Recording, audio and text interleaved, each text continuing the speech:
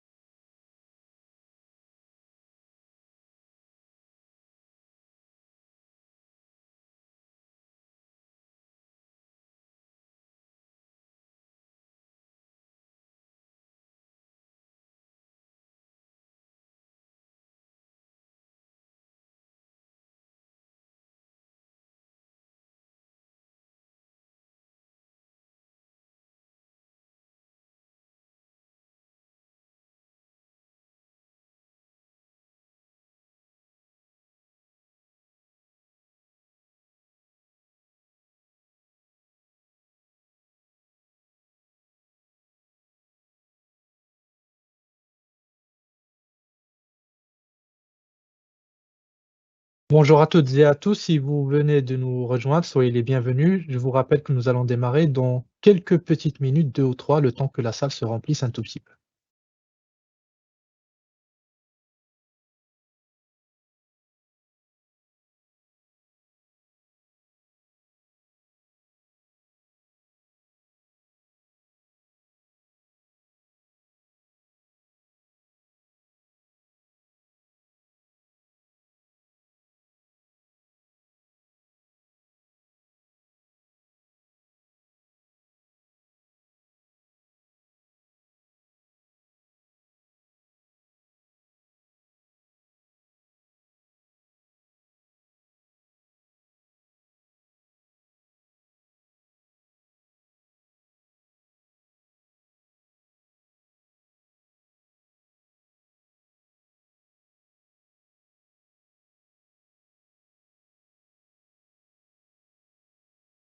Bonjour à toutes et à tous, bienvenue dans cette deuxième conférence du cycle de conférences organisée par la Bourse de Casablanca et l'Association professionnelle des sociétés de bourse.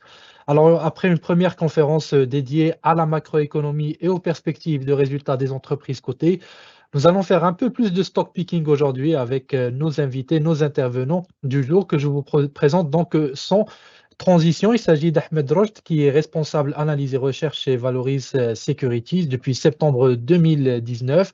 Ahmed jouit d'une expérience de 10 ans sur le marché financier marocain, aussi bien en sell side qu'en buy side. Il est diplômé de l'ISCAE. Si Ahmed, bonjour. Est-ce que vous nous Bonjour entendez? Adil.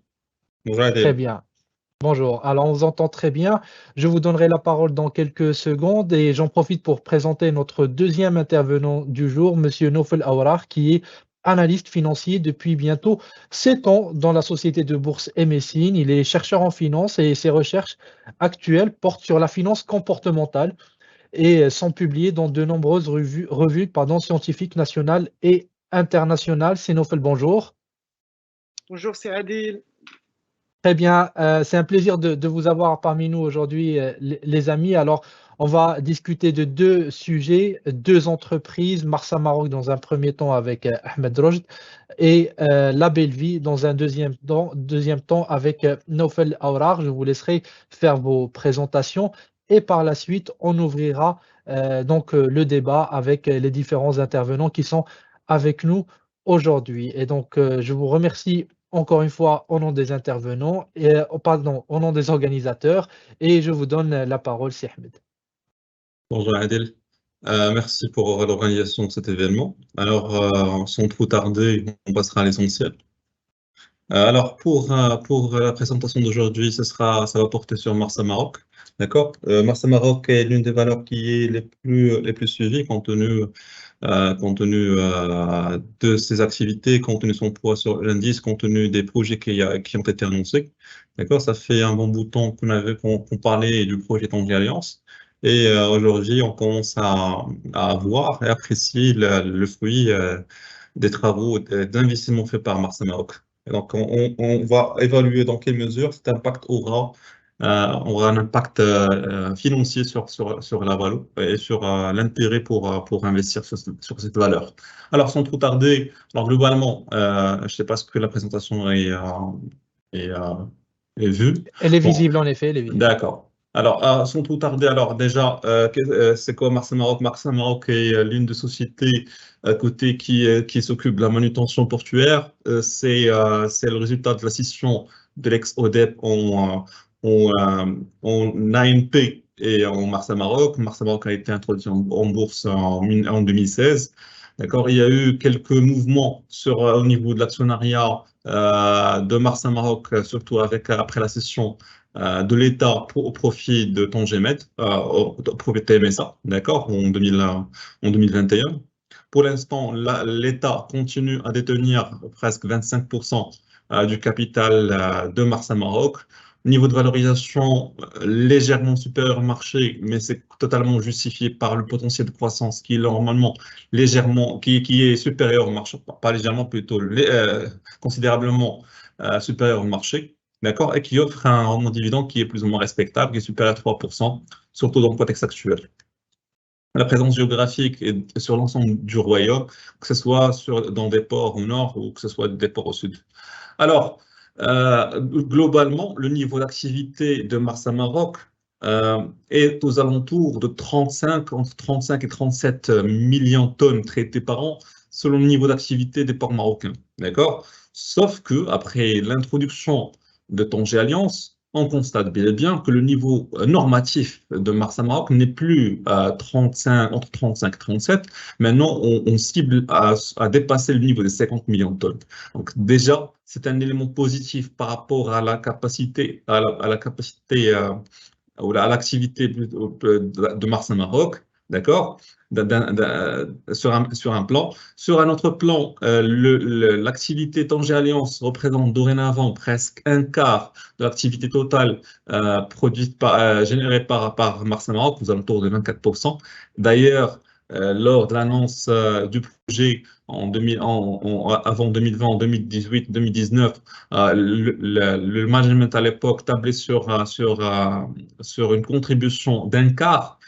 C'est ce qui s'est concrétisé actuellement. Ça veut dire que ça renforce encore la confiance vis-à-vis des projections du management, parce que c'est ce qui s'est fait in fine au bout de moins de 2 ans d'activité. D'accord? Ça concernait essentiellement l'activité conteneur, puisque c'est l'activité conteneur qui est passée, qui a augmenté de presque de 11 millions de tonnes supplémentaires. D'accord? Et ça a généré un chiffre d'affaires aux alentours de 4 milliards. Alors, au niveau de au niveau de la répartition de l'activité, alors avant Tanger Alliance, les deux ports, Casablanca et Jaffa représentaient plus que 50% d'activité de Marsa Maroc. Qu'est-ce que ça faisait? Ça faisait en sorte que l'activité de Marsa dépendait essentiellement de l'activité économique, de Marsa, de l'activité économique nationale. Maintenant, presque 20 à 24% d'activité proviennent de Tanger Alliance. Tanger Alliance, à la différence des autres ports détenus par Marsa, est beaucoup plus orienté à l'international, d'accord, orienté trafic à l'international. Et on constate aussi que ça a un impact sur l'activité de Marsa à travers ce deuxième graphe. On constate ici qu'on a assisté à une baisse d'activité au niveau local, au niveau du trafic national à travers les ports de l'ANP, en parallèle à une amélioration d'activité de Marsa. Ça veut dire que Marsa est en train non seulement de diversifier son activité, mais à travers la diversification d'activité à l'international, est en train de s'affranchir du poids de la conjoncture locale sur ces résultats. Déjà, c'est un bon élément quand on cherche une valeur où on pourrait éviter, par exemple, certaines surprises ou certains retournements de tendance sur le plan macro. D'accord? Alors, deux points que j'aimerais souligner.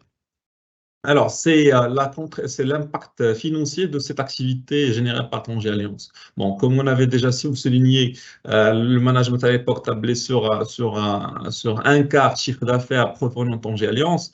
Pour l'instant, 2022, on est à 22%, ça veut dire qu'on est sur la bonne voie, puisqu'on est juste sur la deuxième année d'exercice de ce projet. Au niveau de la marge, la Tanger Alliance bénéficie d'une marge qui est très, très, très positive par rapport à d'autres activités du groupe. D'accord? On est sur un niveau de marge de 47% par rapport à Marsa Maroc, activité principale, qui est aux alentours de 45,9%. D'accord? Donc, ça tire un peu le niveau de marge à la hausse, ce qui est déjà un élément positif. Au niveau de la capacité de génération de cash, on constate aussi qu'il y a une nette amélioration de la capacité de Marsa Maroc à générer du cash flow à travers ses activités. Pour rappel, ce projet Tangier Alliance nécessitait un investissement significatif, hein, avec de l'endettement. D'ailleurs, on le constate au niveau de 2020, on a eu un pic de flux d'investissement, hein, aux alentours d'1 milliard. Par contre, avec l'entrée en production, avec l'allègement du BFR, ce qui est tout à fait normal parce que le premier exercice et en général, l'exercice où il y a un renforcement du BFR pour le lancement de l'activité, on constate que le cash flow d'exploitation a touché presque 1 milliard de dirhams en 2022. D'accord? Donc, c'est plus ou moins 500 millions de dirhams de plus par rapport à un niveau normatif de Marsa Maroc avant Tangier Alliance. Ce niveau de cash qui, normalement, in fine, devrait normalement bénéficier aux actionnaires de Marsa Maroc à travers un bon rendement de dividende. Alors, globalement, en 2022 et même au début de 2023, on assiste effectivement à une accélération de la croissance du chiffre d'affaires. D'ailleurs, au T1 2023, on a dépassé le cap d'1 milliard de chiffre d'affaires. D'accord? Bon, ce qui renforce l'avis quant à un dépassement clair et net du niveau des 4 milliards pour 2023. Le niveau de marge de BE est très significatif, en amélioration par rapport aux exercices précédents, notamment à travers l'impact positif de Tangier Alliance. Certes, il y a eu une légère dégradation, je dirais pas dégradation, mais pas un retour. Il n'y a pas encore eu un retour au niveau de la marge nette avant Covid, pour la simple raison qu'il y a eu des charges d'investissement, ce qui va peser un peu au début d'exercice, au début d'exercice ou au début de lancement du projet, mais avec la bonne capacité de ce projet, in fine, je pense qu'on assistera même à une amélioration de la marge au-delà de 23%, in fine, après le lancement, après que l'activité puisse atteindre sa vitesse de croisière. Alors, actuellement, Marsa Maroc dispose en 2022, à fin 2022, d'une trésorerie supérieure à 2 milliards. Donc, avec tout ce que je venais de dire, ça a permis un peu d'alléger le niveau d'endettement. On dispose d'un gain plus ou moins limité. Donc, c'est beaucoup d'éléments qui renforcent l'avis quant à la capacité de Marsa à améliorer son rendement dividende pour distribuer un dividende qui est nettement supérieur au niveau précédent. Alors, pour nos projections, on table sur une amélioration de ce niveau de dividende pour qu'il dépasse le niveau de 10 dirhams dès 2023. Je pense que normalement, Marsa Maroc aura cette capacité d'augmenter son niveau de dividende. In fine, ça va permettre à Marsa Maroc de donner aux actionnaires un niveau de rendement qui est plus ou moins supérieur à un investissement alternatif. On a pris juste par exemple, si jamais on avait à choisir entre acheter un titre Marsa Maroc et bénéficier de dividendes, ou acheter un BDT sur 3 ans, donc pour comparer sur des comparaisons similaires, et on constate que le spread reste toujours positif en 2022-2023, malgré la hausse récente au niveau du rendement des BDT, bon, à cause de tout ce qu'on connaît tous, à cause de la hausse de la courbe des taux. D'accord? Donc, ça veut dire qu'on a toujours ce spread positif qui pourrait, in fine, inciter les gens à investir sur Marsa Maroc s'ils veulent mettre le paquet sur l'equity. D'accord? Alors, oui, dis-moi. Excusez-moi, Ahmed, juste pour rappeler aux participants qui sont de plus en plus nombreux à nous rejoindre depuis que vous avez démarré la présentation et qu'il est possible de poser vos questions directement dans l'espace dédié aux questions-réponses. Comme ça, nous allons les transmettre à nos intervenants tout à l'heure. Donc, désolé de vous avoir interrompu, Ahmed. Et ça m'amène peut-être à une première question. En vue de ces éléments-là, notamment sur le Hill de Marsa Maroc, en termes de valorisation, est-ce que vous estimez que c'est une bonne valeur à détenir actuellement? Oui, effectivement. D'ailleurs, comme je viens de signaler, elle présente un potentiel de croissance, d'accord, de l'activité, qui se concrétise par par de la trésorerie, par du cash. Le cash est déjà disponible au niveau de Marsa. Marsa dispose d'un actionnaire principal qui est l'État, qui n'a pas de raison de ne pas distribuer de dividendes. D'accord, donc il y a tous les éléments qui plaident pour que la société distribue un niveau de dividende qui est honorable. D'ailleurs, on le prévoit à travers une amélioration du payout au-delà de 80% pour les prochaines années. Et par exemple, si par exemple moi, je décide d'acheter Marsa Maroc aujourd'hui, donc à un cours de 248, d'accord, j'anticipe un dividende qui est aux alentours de 10 dirhams sur les 3 prochaines années et je décide de vendre après 3 ans.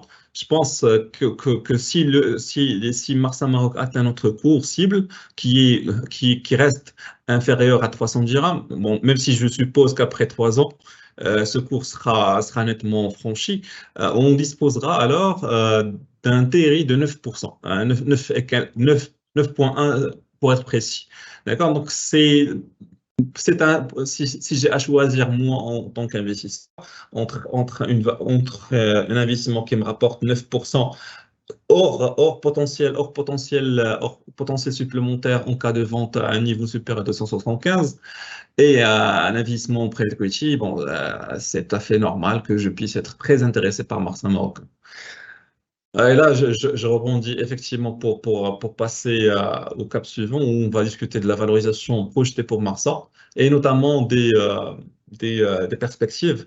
Bon, déjà, pourquoi on est confiant quant à l'évolution d'activité de Marsa? Déjà, sur le plan global, on constate une baisse du coût du fret sur les derniers mois, ce qui va encore doper l'activité commerciale à l'échelle mondiale. D'accord? Donc, ce qui va encore mieux apporter de l'activité pour le port Tanger-Med, donc in fine pour Tanger Alliance. Au niveau d'activité locale, on constate une hausse des importations et des exportations, sachant que le Maroc est parmi les pays qui ont les mieux rebondis post-Covid en termes d'exportation dans la région MENA. D'accord? Donc, ça va encore plus augmenter le potentiel local d'activité pour Marsa. Au niveau des importations, certes, on constate une hausse de la valeur des importations, sachant que cette année est une année de sécheresse qui va encore plus accentuer les importations de céréales. Donc, ça, c'est un surplus d'activité pour Marsa Maroc. Pour l'activité vrac solide. Donc, il y a beaucoup d'éléments, qui normalement, qui doperaient normalement l'activité de Marsa Maroc sur le court terme, sans pour autant citer le potentiel long terme, notamment avec la volonté de l'État de diversifier ses ports, notamment à travers les ports de Dakhla et le renforcement du port de Nador, pour diversifier un peu les ports d'activité nationale. Donc, il y a beaucoup d'éléments, aussi bien sur le plan d'activité internationale qui se traduit par une amélioration d'activité de Tanger Alliance, que sur le plan local. Alors, in fine, ça va nous donner une valorisation de 275. Je réitère, ce niveau de valorisation de 275 intègre le niveau des BDT au niveau actuel, qui est légèrement en hausse par rapport à, qui est en nette hausse par rapport à un niveau d'il y a un an, 2 ans. Théoriquement, la courbe des taux a été à son pic au mois d'avril. Bon, à part que s'il y a une nouvelle hausse des taux, etc., il n'y a pas de grande raison pour voir la courbe des taux augmenter encore plus. Ça veut dire que, in fine, la valorisation ne pourrait qu'augmenter sur les prochains exercices. Parce que, bon, la valorisation a été faite sur la base des niveaux de hausse, sur le niveau des BDT actuels, avec un rendement actuel. D'accord? Donc, ça, un peu ça, quel est le niveau de valorisation. Pour moins de 175, ce n'est que le niveau minimum de valorisation de Marsa Maroc sur les prochains exercices, sachant que notre projection ne s'est pas basée sur des projections farfelues, donc même en termes de prix de facturation, on est sur une moyenne de 3 à 2%, ce qui est un peu, qui est un peu prudent, d'accord? Donc on n'a pas voulu ça, gonfler un peu la valorisation, mais je pense que le niveau de 175 est très atteignable pour Marsa sur les prochains mois. Et je rebondis sur ce qu'on avait déjà dit. À 275, si je vends à 275 et que la société réalise les objectifs en termes de dividendes, j'aurai un rendement minimum un TRI minimum de 9%. Donc, c'est ce qui renforce vraiment l'attractivité de Marsa Maroc, tant plus que c'est l'une des valeurs qui pèsent sur Mazi aux alentours de 4%. Et donc, c'est parmi les valeurs qui, normalement, ne pourraient qu'intéresser les incite sur les prochains mois. Voilà, très bien, très clair. Voilà, globalement. Merci beaucoup, Ahmed. On commence déjà à avoir des questions, mais ce que je propose aux participants, c'est que ces questions, on va toutes les poser à notre intervenant dans quelques minutes, juste après l'intervention de notre deuxième intervenant du jour, Monsieur Naufel Aourar, qui est analyste financier donc, chez Messine et qui va lui nous parler de la valeur La Belle Vie. Donc, restez avec nous pour poser toutes vos questions tout à l'heure lors de la session questions-réponses. C'est Naufel, bonjour et à vous la parole. Bonjour, c'est Adil, je vous remercie. Merci à vous. Alors, avant de commencer la présentation d'aujourd'hui, je voudrais tout d'abord remercier la PSB, la Bourse de Casablanca, pour l'organisation de cette 4e édition du cycle des résultats, cycle des conférences en fait, intitulé cette fois-ci les résultats et les perspectives des sociétés cotées, et de m'avoir invité à participer à cette édition. Alors, je vais vous présenter aujourd'hui le secteur de la grande distribution et notamment la valeur La Belle Vie, qui est la seule valeur cotée du secteur coté à la Bourse de Casablanca. Alors, on commence par la présentation du plan. En fait, le plan se compose de 2 parties. Dans la première partie, on va parler du secteur de la grande distribution. On va présenter le secteur aussi, les principaux facteurs de développement de ce secteur. Et dans la deuxième partie, on va parler sur la valeur La Belle Vie. On va présenter ses réalisations financières au titre du premier trimestre 2023 et aussi ses réalisations financières annuel 2022. On va vous donner notre recommandation on va vous donner notre avis sur la valeur. On va parler sur la politique de distribution de dividendes, ses principaux indicateurs boursiers et enfin, on termine par notre recommandation sur la valeur. Alors, comme vous savez que le secteur de la grande distribution se caractérise par les différents formats de magasins, il y a la supérette, le supermarché, hypermarché, hypercash et les hard discounts. En fait, la différence entre les deux, en fait, par exemple, la supérette se distingue par une petite superficie allant de 120 mètres à 1000 mètres au maximum, où il se distingue par la proximité avec aussi un prix sont un peu élevés par rapport aux supermarchés et les hypermarchés. Supermarchés, ce sont d'une superficie allant de 800 mètres à 4000 mètres et les hypermarchés hypercash allant à partir de 4000 mètres. Il y a aussi les hard discounts, c'est en fait qu'ils ont une superficie variée entre 200 et 1000 mètres où ils se caractérisent en fait par des prix qui sont les plus bas du marché. Le secteur de la grande distribution, on n'a pas en fait des chiffres exacts concernant le secteur, mais on peut parler du secteur du commerce et distribution. Alors, ce secteur génère une valeur ajoutée de 129 milliards de dirhams à fin 2021, selon les chiffres de l'ACP. Il contribue à 10% du PIB national. Le secteur emploie 15,8% de la population active marocaine à fin 2022. Nous passons maintenant aux principaux acteurs de ce secteur. En fait, il y a Marjan, l'un des principaux en fait, acteurs dans ce secteur. Il y a la BLV avec une part de marché de 32,6%. Il y a Aswaq Salam, BIM et U-Express, le nouveau ONU du secteur. Alors que vous voyez dans le tableau en bas, il y a en fait la croissance du nombre de magasins durant les 6 dernières années, à partir de 2017 à la date à fin 2022. Alors, comme vous voyez que le groupe La Belleville, c'est l'un des groupes qui a enregistré le taux de croissance le plus élevé, en fait, avec un taux de croissance annuel moyen de 15,8% durant ces 6 dernières années. Et cette en fait, évolution est tirée principalement par la forte croissance du format Carrefour Market. En fait, le nombre de magasins sont passés de 57 magasins à 115 magasins. Presque, ils ont doublé le nombre de magasins au bout de 6 ans. En fait, Carrefour Hypermarché aussi, il est en croissance. Il a fait un taux de croissance de plus 11,6%. Nous avons aussi Marjan Holding qui se classe en fait en deuxième position avec un taux de croissance de 7,1% en passant de 79 magasins à 111, tiré aussi principalement par la croissance du Marjan Market qui est le principal concurrent du Carrefour Market avec un taux de croissance de 10,7%. Il y a Aswaq Salam avec un faible taux de croissance. Il y a BIM qui est toujours en croissance depuis son arrivée au Maroc, donc avec un taux de croissance de 9,6%. Je passe maintenant aux principaux facteurs de développement du secteur. Alors, le principal facteur, en fait, c'est l'évolution démographique importante qui a connu le Maroc durant ces dernières décennies, en fait. Cette évolution démographique a été accompagnée par une croissance importante du taux d'urbanisation.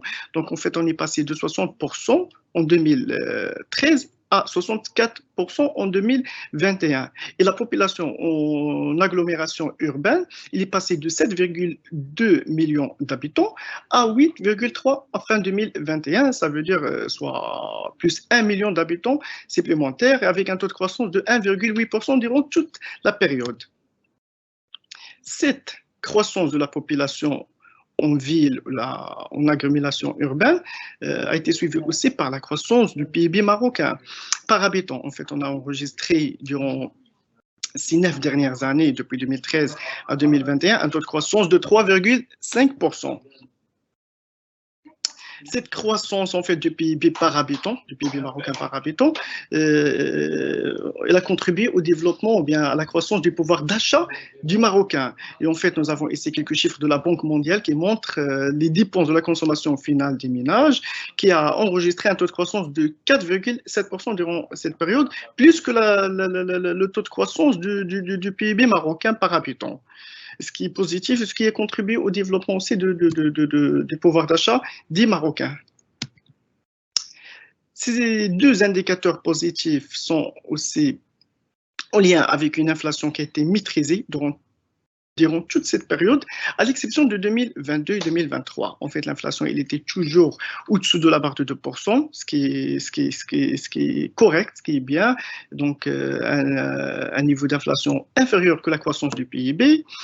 Et à l'exception, en fait, comme j'ai dit tout à l'heure, en 2022 et 2023, alors comme vous savez que 2022, c'était une année exceptionnelle, où il y avait un contexte inflationniste qui a été en fait expliqué par plusieurs éléments. Il y avait en fait l'arrêt d'activité en 2020 suite au confinement qui a perturbé les chaînes de production.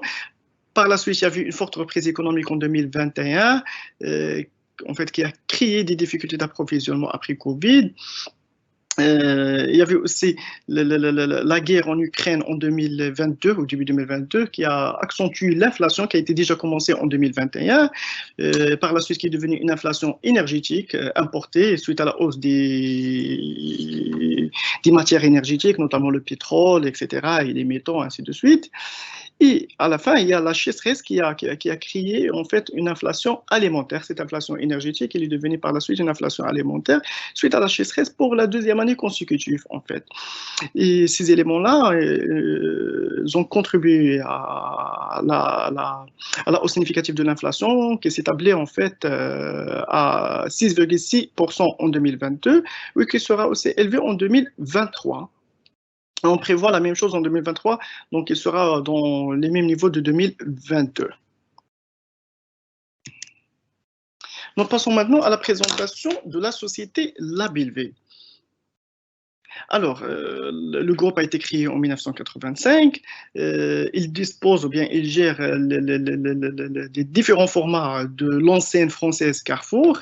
Donc, il a Carrefour Hypermarché, Carrefour Market, Carrefour Express aussi qui est nouveau-né du groupe.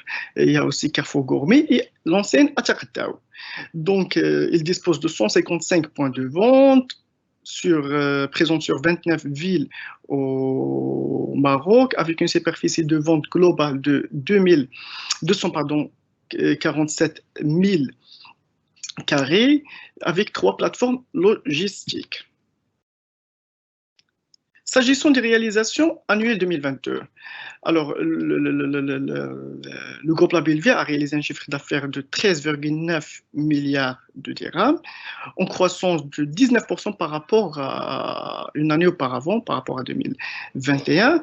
Et cette croissance est portée principalement par l'ouverture de 19 nouveaux points de vente en 2022, la dynamique de la politique commerciale où le groupe a consacré une enveloppe d'investissement significative destinée à soutenir le pouvoir d'achat de ses clients dans un contexte marqué par la forte hausse de l'inflation.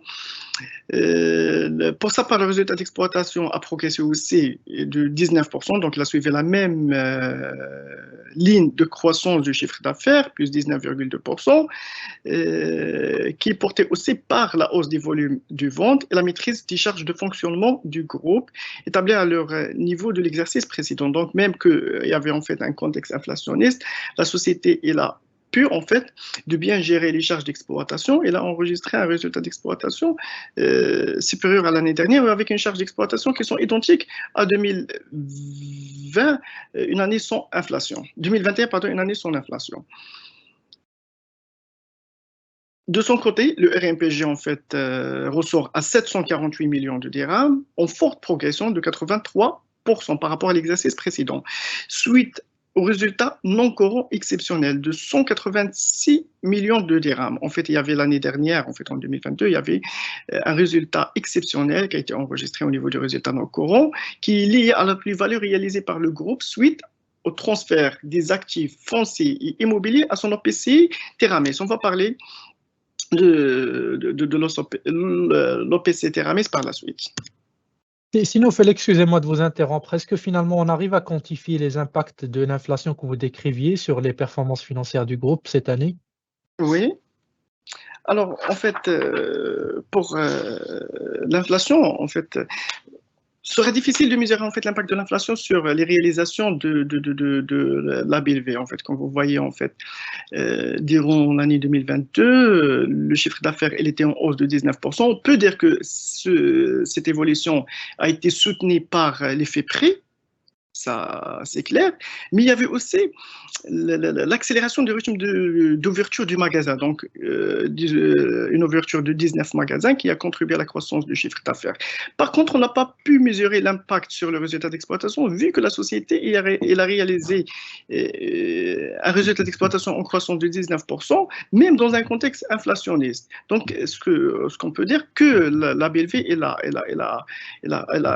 bien géré ses charges d'exploitation dans ce contexte qui a été marqué par une inflation de 6,6%.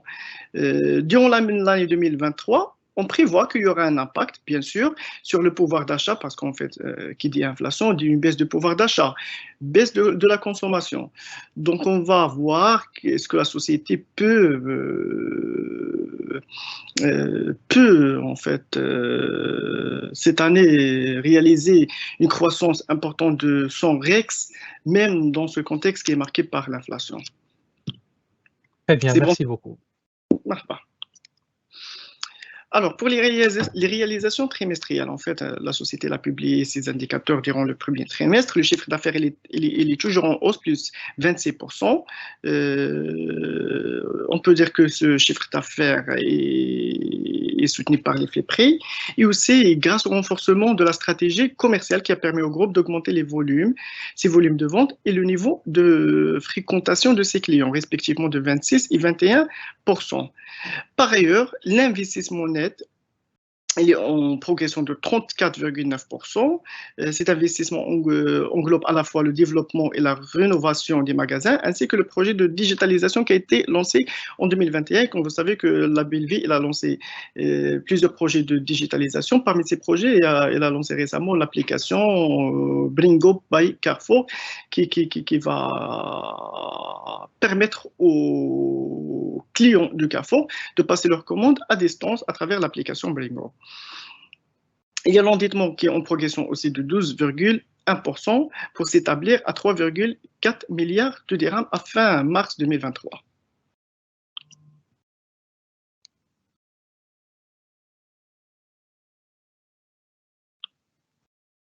Alors, maintenant on passe à notre avis sur la valeur. Après une année 2022 qui a été marquée par la hausse significative de l'inflation, la BLV se trouve en 2023 face à la continuité de ce contexte difficile qui est marqué en fait par l'inflation et qui devrait baisser davantage le pouvoir d'achat des Marocains. Donc, malgré ces facteurs négatifs, nous tablons sur la période 2022-2027 sur un taux de croissance annuel moyen de 15,5% et 10,1% respectivement pour l'EBIT et du chiffre d'affaires consolidé. En fait, le chiffre d'affaires, normalement, prévoit une croissance de 10,1% en passant de 13,9 milliards à 22,5 milliards en 2027. La même chose pour l'EBIT, en fait, elle va progresser de 752 millions à 1,5 milliard en 2027. Cette évolution s'explique par, en fait, l'effet prix favorable induit par le contexte inflationniste, l'accélération du rythme d'ouverture du supermarché et hypermarché en lien avec la diversification du format de distribution, la tendance positive continuelle des ventes de magasins intercadaires basés sur des prix bas, l'optimisation des charges opérationnelles et financières grâce au transfert de ces actifs financiers à l'OPC Teramis et la restructuration de la dette, le renforcement de l'offre digitale à travers une série d'alliances avec plusieurs opérateurs du e-commerce et le lancement de l'application de livraison à domicile baptisée Bringo by Carrefour pour les anciennes Carrefour et Carrefour Market. Le développement d'un nouveau concept qui est Carrefour Express, destiné à une clientèle urbaine, vient pour renforcer les formats de proximité. Nous passons maintenant aux prévisions du RMPG. Alors, on prévoit une croissance du RMPG de 6,6%, donc sur une croissance, mais pas au même rythme de croissance du chiffre d'affaires, qui était à 10,1%. Donc, le RMPG serait impacté durant les prochaines années par les nouvelles mesures fiscales proposées dans le cadre de la loi de finances 2023 qui vise la hausse de l'impôt sur les sociétés à 35% d'une manière progressive sur une période de 4 ans et le maintien de la contribution sociale de solidarité jusqu'en 2025%. Ces deux éléments peuvent impacter en fait la croissance du RMPG durant les années prochaines. Nous passons maintenant à la politique de distribution de dividendes. Alors, entre 2017 et 2022, le dividende ordinaire distribué annuellement par la BLV varie entre 52,80 et 86,4 dirhams. Par ailleurs, en fait, le payout ressort à 51,1. Payout, en fait, c'est le taux de distribution moyenne, ressort à 51%, et le rendement moyen s'établit en fait à 2,4%. Dans ce scellage, nous tablons en fait sur un dividende ordinaire moyen de 127 dirhams sur la période 2022-2027. En fait, c'est un dividende moyen, soit un taux de croissance de 13,3% en se basant sur l'historique et en se basant aussi sur les résultats qui seront générés durant les 5 prochaines années, comme ce qu'on a présenté tout à l'heure. On a supposé un taux de distribution constant de 51% durant toute la période.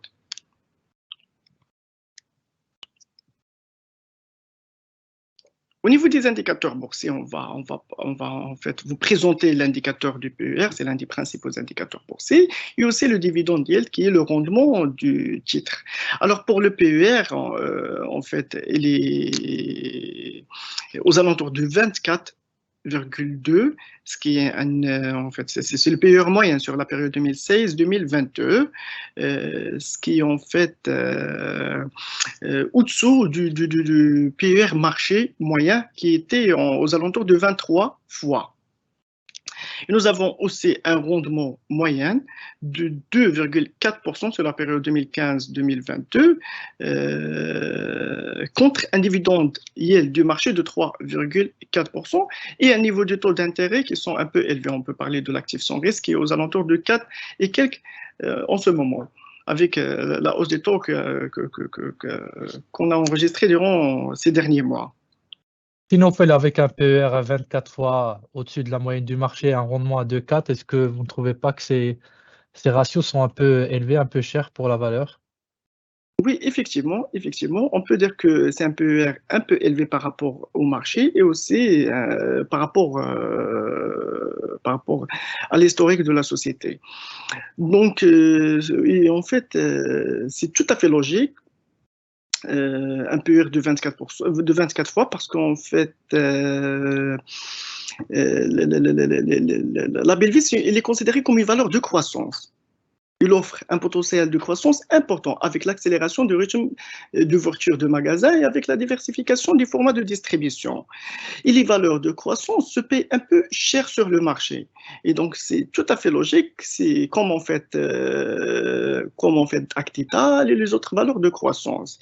Et les investisseurs actuellement, ils prennent en considération les résultats enregistrés à partir de 2024-2025. Donc, les investisseurs intègrent la croissance de la capacité bénéficiaire de la société dans le cours, ce qui nous a donné un PER un peu élevé par rapport au PER du marché. 24, ça reste quand même correct.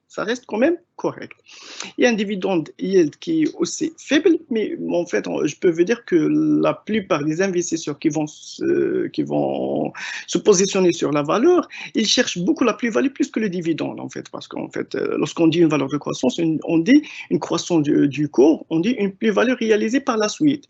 Et on ne cherche pas beaucoup à un dividende. Oui, le dividende, il est intéressant, mais quand même, lorsqu'il y a de la croissance, cette croissance compense le faible niveau de dividende yield. C'est clair à Saadi? Très clair, merci beaucoup. Merci à vous. Nous passons maintenant à la recommandation de la valeur label V. Alors, nous avons utilisé la méthode DCF en nous basant sur les hypothèses suivantes. Un TCAM du chiffre d'affaires consolidé de 10,1% sur la période 2022-2027. Un CMPC de 6% calculé sur la base d'un bêta de 0,6 et un taux sans risque de 4,6%.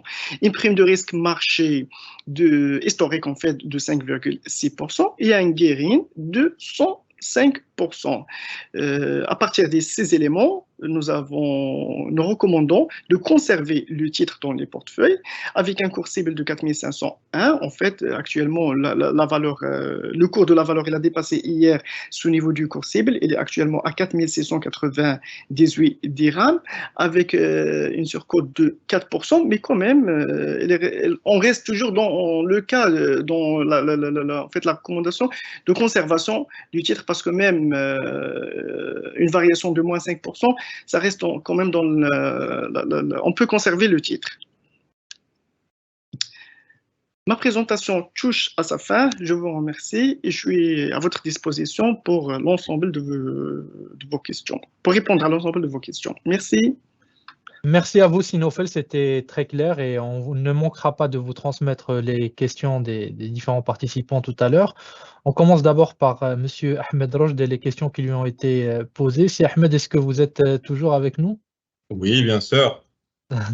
Alors, nous avons 3 ou 4 questions pour vous, si vous le permettez. La première est la suivante. La valeur Marsa semble être valorisée avec une prime par rapport au marché dans sa globalité. Quel facteur justifie cette prime?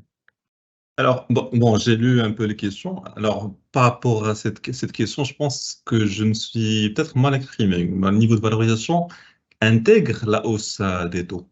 J'ai pas donné j'ai pas survalorisé la valeur, mais plutôt j'ai valorisé la boîte en intégrant les éléments actuels qui sont une hausse du taux. Ça veut dire qu'in fine, on a une valorisation qui est en théorie, n'est censée qu'augmenter si le taux, si la courbe des taux baisse.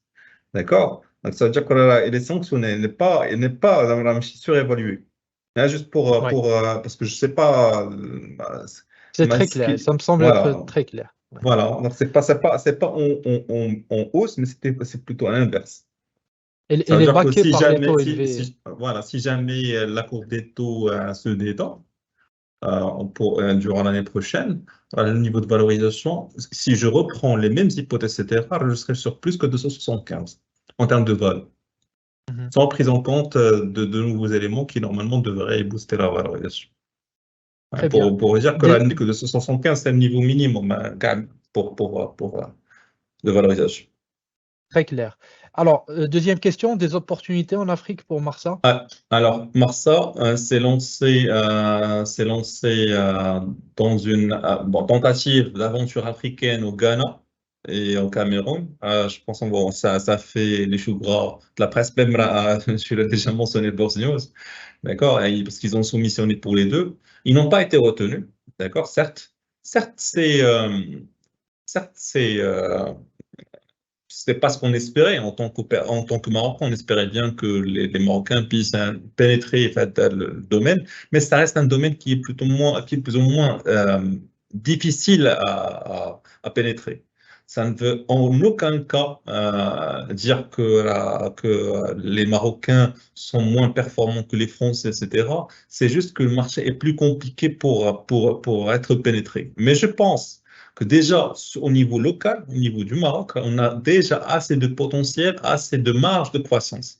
C'est pas, ça m'aurait, euh, ça m'aurait touché si on était, par exemple, un pays où on avait de croissance, un potentiel de croissance qui est plus ou moins limité à ce moment. Je dirais que c'était une occasion ratée. Mais puisqu'on a toujours un potentiel de développement local, c'est pas quelque chose de très raté. C'est pas quelque chose de critique de ne pas pouvoir trouver des marchés alternatifs. Au contraire, je pense qu'à travers la nouvelle modification de l'actionnariat et l'introduction de TMSA dans l'actionnariat de Marsa, peut-être que les prochaines expériences, prochaines tentatives de Marsa seront en collaboration avec TMSA pour exporter le modèle dans GMED. Et je pense que les pays africains, bon, nos amis africains, aimeraient bien partager notre expérience. Très bien. Alors, une dernière question, peut-être d'ordre plus général. Je ne sais pas si ça Hmm. concerne spécifiquement Marsa Maroc. Quel impact si l'inflation ne baisse pas et les taux se maintiennent à ce niveau?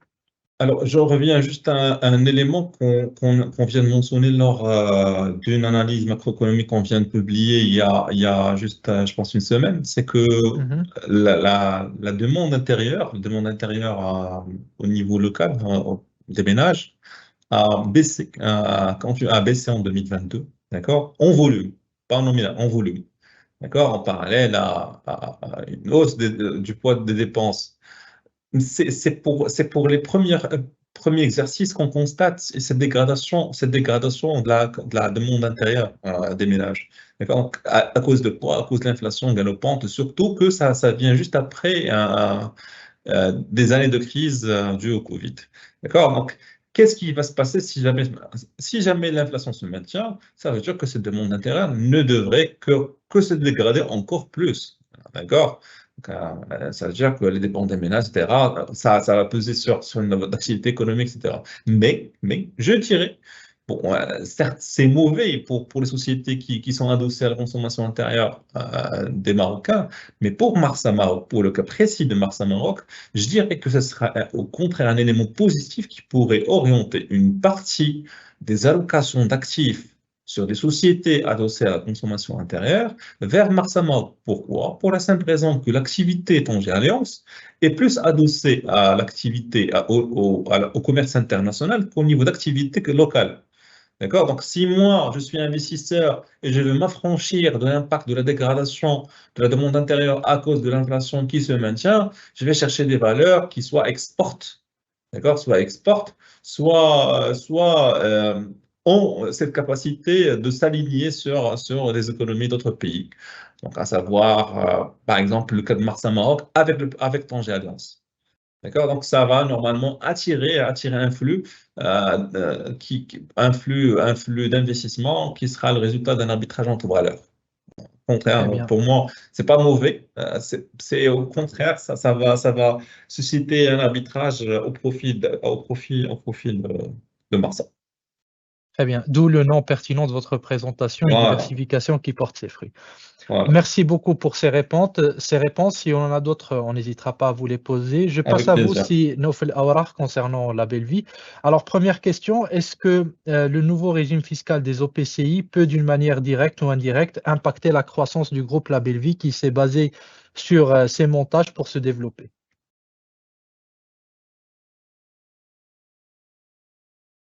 Naufel, Oui, je ne sais pas si vous m'entendez. Très bien. oui, c'est bon. En fait, pour l'OPC qui a été créé récemment par la BLV, normalement, on peut offrir des avantages pour la société.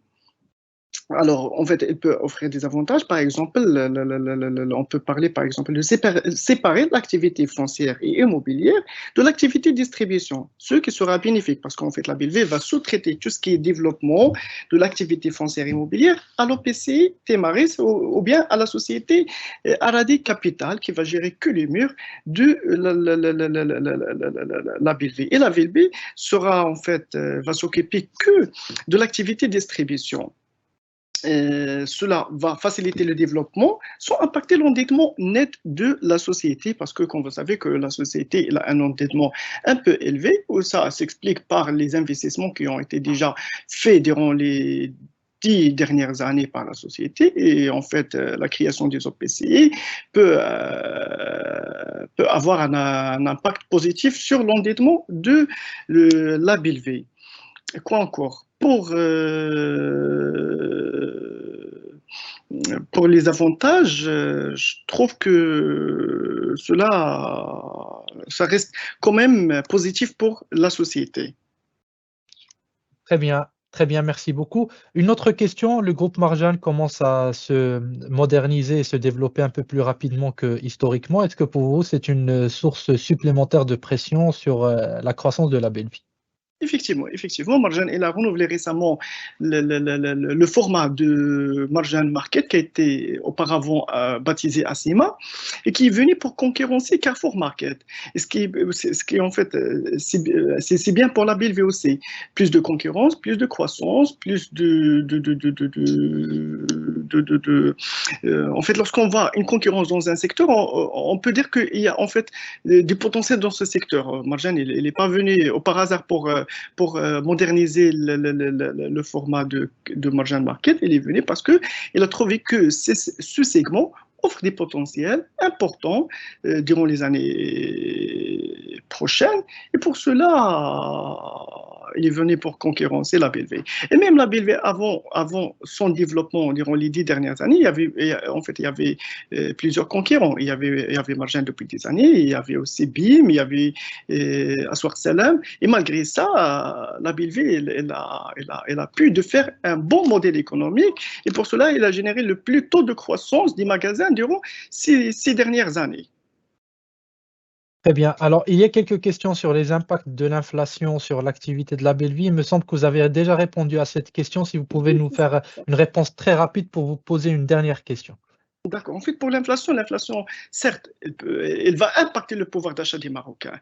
Mais je pense, avec l'accélération du rythme d'ouverture et la diversification des formats de distribution, je pense, à cet instant, on ne mesure pas un impact sur la BLV. Et comme vous voyez, déjà l'année dernière, l'inflation, il était à 6,6%. Et malgré ça, la BLV, a publié des très bons résultats. Elle a publié un chiffre d'affaires en forte croissance et aussi pour le résultat d'exploitation qui a été aux mêmes lignes la croissance du chiffre d'affaires. Donc, à cet instant, on n'a pas pu mesurer l'impact de l'inflation sur la valeur de la BLV, mais en général, sur le secteur, l'inflation, il touche le pouvoir d'achat. Donc, qui dit baisse de pouvoir d'achat, dit une baisse de consommation. Très bien, très clair. Alors, dernière question, est-ce que selon vous, la BLV restera une valeur de croissance pour encore longtemps? Restera une valeur de croissance pour les 5 prochaines années. Ça, c'est sûr. Après les 5 prochaines années, on ne sait pas. Mais pour le moment, on peut dire que le modèle économique a été développé par la BLV et en fait la bonne utilisation des anciennes françaises de Carrefour et aussi l'ancienne Atacadão, qui est ancienne brésilienne, mais fait partie actuellement du Carrefour. Et elle a bien marché durant les 6 dernières années. Pour les prochaines années, en fait, on prévoit la même chose, même rythme de croissance. Mais après les 5 prochaines années, on ne sait pas. On verra par la suite. En fait, c'est difficile de prévoir l'évolution d'une société plus que 5 ans. Ce sera quand même difficile. Même à 5 ans, là, c'est difficile. On parle juste de 2 ans, 3 ans après. Par la suite, on verra est-ce que l'inflation va baisser ou pas, est-ce que le contexte sera favorable pour le secteur de la grande distribution en général ou pas, ce qu'on va voir par la suite. Très bien, très clair. Merci beaucoup pour ces réponses. Mesdames, Messieurs, il me semble que nous allons clôturer ce débat car nous n'avons plus de questions. Nous en avons d'ailleurs eu beaucoup et nous vous en remercions. Un mot de remerciement chaleureux pour nos 2 intervenants du jour qui ont pu se libérer en cette journée, on le sait tous, chargés avec le Conseil de Banque Maghreb. Monsieur Ahmed Rojd, directeur de la recherche chez Valoris Securities, merci beaucoup. Monsieur Nofel Aourar, analyste financier chez MSIN, merci à vous également, monsieur, pour votre temps. Et nous remercions donc aux organisateurs, la Bourse de Casablanca, à la PSB, mais également aux partenaires NTSoft et SIX. Il ne me reste plus qu'à vous souhaiter une très belle journée. Je vous donne rendez-vous pour le prochain, le 3e et dernier webinaire qui aura lieu le jeudi 22 juin, même heure, même endroit, à partir de 9 h, avec Madame Fatem Zararaji et Monsieur Marwan Najimi pour parler d'autres secteurs qui sont les télécoms et la santé. Voilà pour ce webinaire. Merci à toutes et à tous et très bonne journée. À la prochaine. Ciao. Merci, bonne journée à tous. Merci, Ciao. au revoir. Au revoir.